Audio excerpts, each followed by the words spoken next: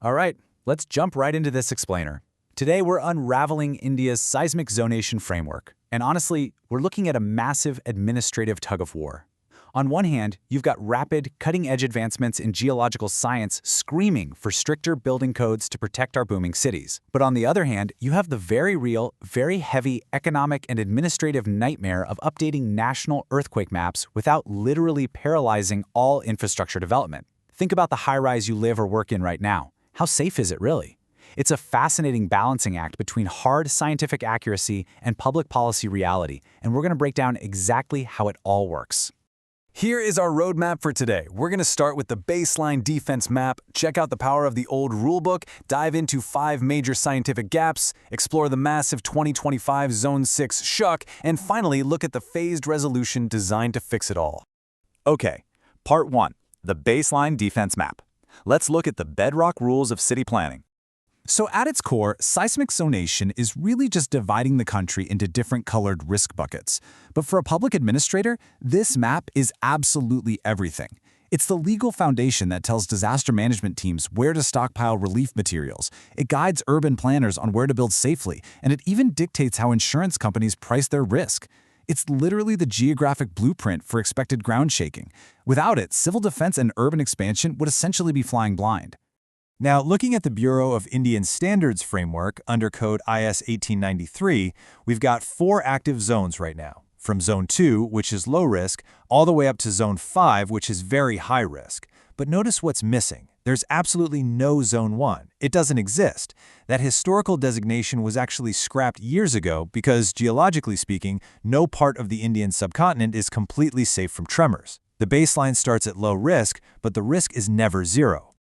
Moving to Part 2, Power of the Old Rulebook. Why did this legacy framework actually work so well for so long?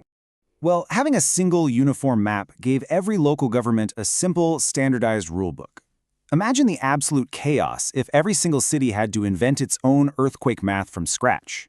Under this national system, a city planner in Guwahati automatically knew they were in a maximum risk zone, while a planner down in Hyderabad knew they were in a lower risk zone. He gave everyone immense regulatory certainty. Real estate developers, international lenders, massive infrastructure firms, they all knew the nationwide safety laws. They could securely price out long-term projects without panicking over sudden, unpredictable legal changes.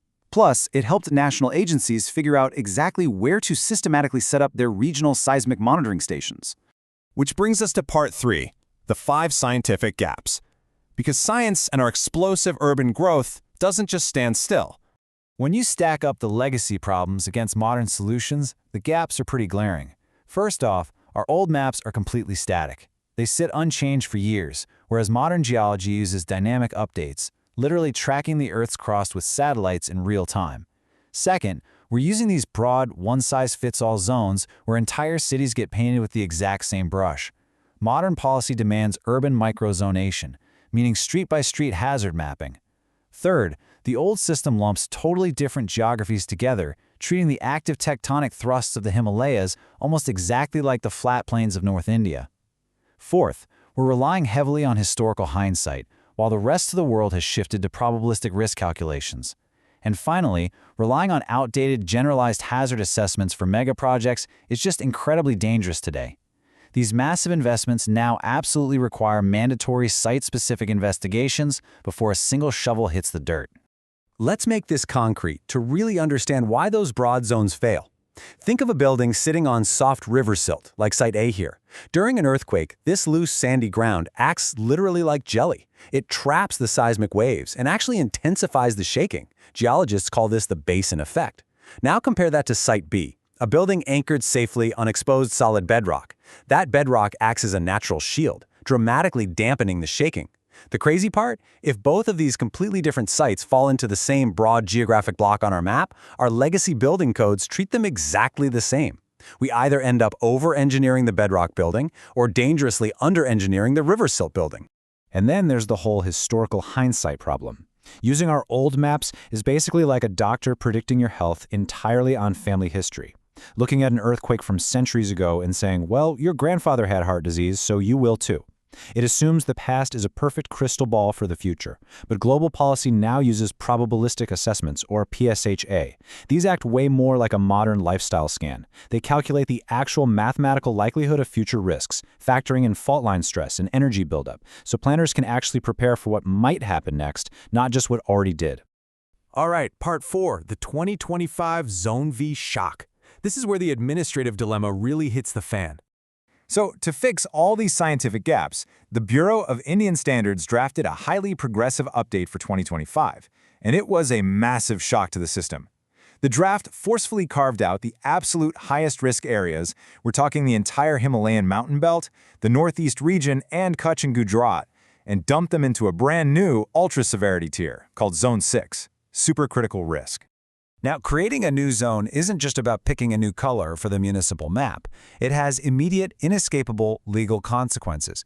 By law, putting these vital regions into Zone 6 meant every single new building, from a tiny local school to a massive commercial high-rise, had to be engineered to withstand double the seismic force, a factor of 2. We're talking fundamentally changing how things are built, way thicker concrete columns, denser steel grids, and much deeper foundations just to meet the new legal baseline. The economic shockwave of this draft was staggering. If you double structural requirements overnight, standard residential housing costs instantly spike by about 15%, which severely hits affordable housing. But even crazier, massive public infrastructure, things like underground metros and megadams, faces up to a 50% cost escalation. Trying to retrofit project budgets by that much simply broke the math for a lot of critical state development. And beyond the money, there's a brutal administrative reality check here. If the government enforces Zone 6 overnight, literally every single ongoing public works contract instantly becomes legally non-compliant.